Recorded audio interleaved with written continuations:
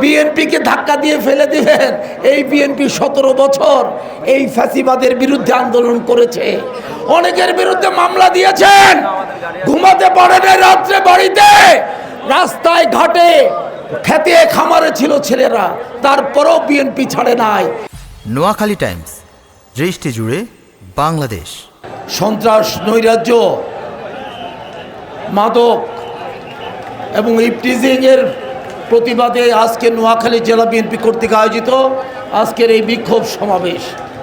সংগ্রামী বন্ধুরা,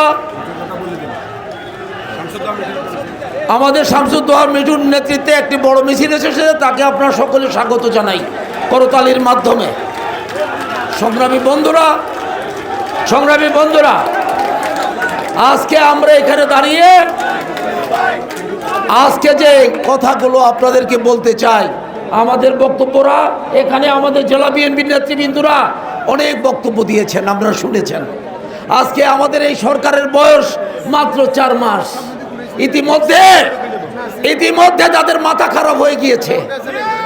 তারা দেখেছে এই দেশে বিএনপি 17 বছর পরেও ভোট হওয়ার পরে এই দেশের মানুষ 2/3 মেজরিটি ভোট দিয়ে বিএনপিকে আজকে ক্ষমতায় বসিয়েছে। ইতিমধ্যে আমাদের প্রধানমন্ত্রী জনাব তারেক রহমান বাংলাদেশে খেলা দেখাচ্ছেন, কিভাবে রাজনীতি করতে হয় তারেক রহমান জানেন।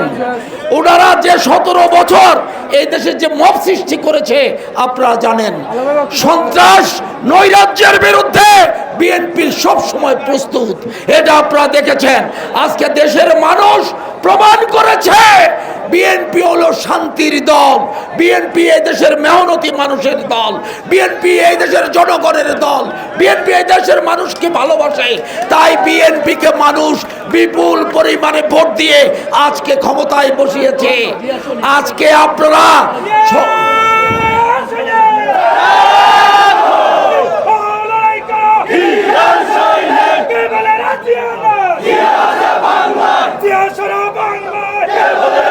আজকে তাই আমরা মনে করি বিএনপিকে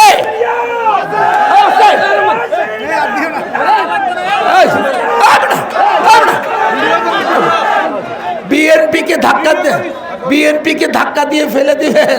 এই বিএনপি 17 বছর এই ফ্যাসিবাদের বিরুদ্ধে আন্দোলন করেছে।